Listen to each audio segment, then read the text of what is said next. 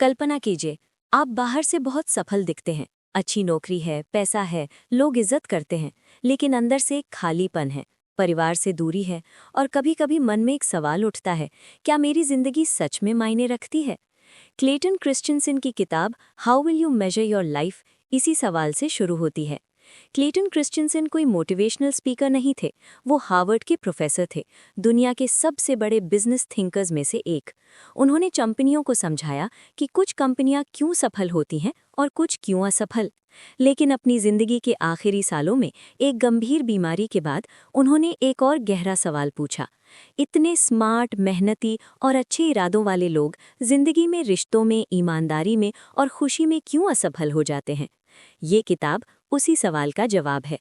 आज हम इस किताब को एक कहानी की तरह समझेंगे, सरल शब्दों में, बिना भारी ज्ञान के और ऐसे सबकों के साथ जो आप अपनी जिंदगी में इस्तेमाल कर सकते हैं। ये किताब अमीर बनने की नहीं है, ये किताब बिजी बनने की नहीं है, ये किताब उस जिंदगी की है जो आखिर में आपको सही लगे। चलिए शुरू करते हैं। क्लेटन क्रिश्चियनसन कहते हैं कि एक चौंकाने वाली सच्चाई है, जो नियम बिजनेस को सफल या असफल बनाते हैं, वही नियम इंसानों की जिंदगी पर भी लागू होते हैं। पहली बार सुनने में ये अजीब लगता है, आखिर इंसान कोई कंपनी थोड़ी है। लेकिन सोचिए, कंपनियां फैसलों से बनती हैं, लोग भी फैसलों से बनते हैं। कंपनियां समय, पैसा और ध्यान लगाती हैं, हम भी समय, ऊर्जा और ध्यान लगाते हैं। कोई भी कंपनी एक दिन में बर्बाद नहीं होती, वो धीरे धीरे गलत दिशा में छोटे फैसले लेती है। उसी तरह कोई भी इंसान जानबूझकर अपनी जिंदगी खराब नहीं करता, वो बस बहता चला जाता है। छोटे छोटे फैसले जो उस समय सही लगते हैं, लेकिन सालों बाद भारी पड़ते हैं। किताब का पहला बड़ा विचार मोटिवेशन के बारे में है, यानी हमें काम करने की ताकत कहाँ से मिलती है। क्रिश्चियनसन बताते हैं कि मोटिवेशन दो तरह की होती है। एक होती है बाहरी मोटिवेशन, जैसे पैसा, पद, तारीफ, नाम। दूसरी होती है अंदर की मोटिवेशन, यानी ऐसा काम जो आपको अंदर से संतोष देता है, जो आपको बढ़ने का मौका देता है, जो आपको महसूस कराता है कि आप कुछ मीनिंगफुल कर रहे हैं। बाहरी मोटिवेशन थोड़े समय तक काम करती है, लेकिन धीरे धीरे वो थका देती है। अंदर की मोटिवेशन लंबे समय तक खुशी देती है। अब सवाल ये है, आपकी जिंदगी किस मोटिवेशन से चल रही है? बहुत से लोग ऐसी नौकरियां चुनते हैं जो बाहर से शानदार लगती हैं, अच्छी सैलरी, बड़ा नाम, लेकिन अंदर से वो टूटते चले जाते हैं। एक दिन वो सफल होते हैं, लेकिन खुश नहीं होते। क्रिश्चियनसन चेतावनी देते हैं, अगर आपने जानबूझकर अपनी जिंदगी को मीनिंगफुल चीज़ों के आसपास नहीं बनाया, तो समाज आपको अपने आप पैसे और स्टेटस के पीछे धकेल देगा। वो हार्वर्ड बिजनेस स्कूल के अपने क्लासमेट्स की कहानी बताते हैं। ग्रेजुएशन के दिन सब ने सोचा था कि वो अच्छी जिंदगी जिएंगे, ईमानदार रहेंगे, परिवार को समय देंगे, लेकिन सालों बाद कई लोग डिवोर्स्ड थे, बच्चों से दूर थे और कुछ बड़े स्कैंडल्स में फंसे हुए थे। ये लोग बुरे नहीं थे, उन्होंने बस छोटे फैसले लिए, शॉर्ट टर्म फायदे के लिए। यहीं से किताब स्ट्रैटेजी की बात करती है।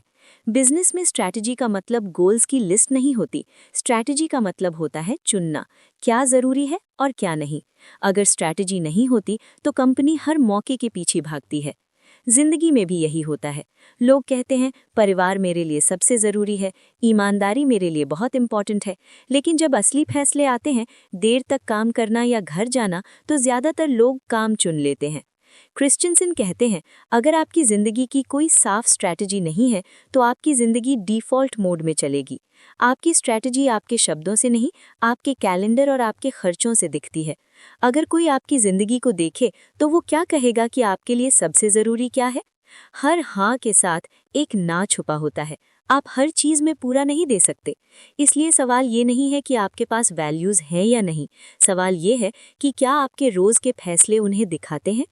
किताब का सबसे इमोशनल हिस्सा रिश्तों के बारे में है, खासकर परिवार के। क्रिश्चियनसन कहते हैं रिश्ते इन्वेस्टमेंट की तरह होते हैं, अगर आप उनमें लगातार समय नहीं लगाते तो वो कमज़ोर हो जाते हैं। काम अर्जेंट लगता है, परिवार फ्लेक्सिबल लगता है, इसलिए परिवार को टाल दिया जाता है, आज नहीं कल, इस हफ्ते नहीं अगले हफ्ते।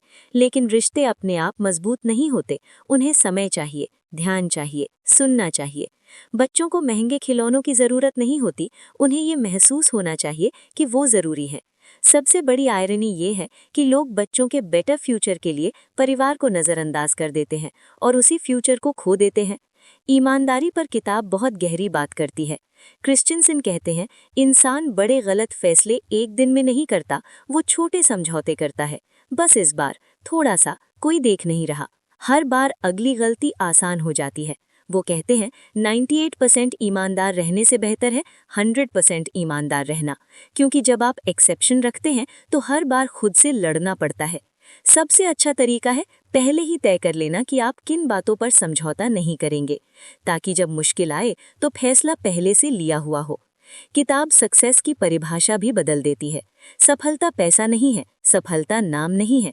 असल सवाल ये है, जब आपकी जिंदगी खत्म होगी तो क्या मायने रखेगा, आपका पद या वो लोग जिनकी जिंदगी आपने बेहतर बनाई? क्रिश्चियनसन कहते हैं, सच्ची सफलता दूसरों को बढ़ने में मदद करने से आती है। अंत में किताब एक सवाल छोड़ती है जो पूरे जीवन को बदल सकता है।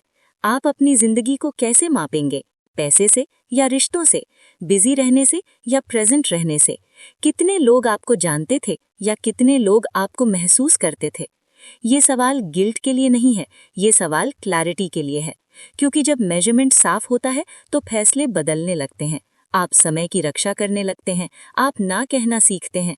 क्रिश्चियनसन खुद कहते हैं, उनकी जिंदगी की सबसे कीमती चीजें कोई अवार्ड नहीं थी, कोई टाइटल नहीं था, बल्कि वो पल थे जहां उन्होंने किसी के लिए फर्क पैदा किया।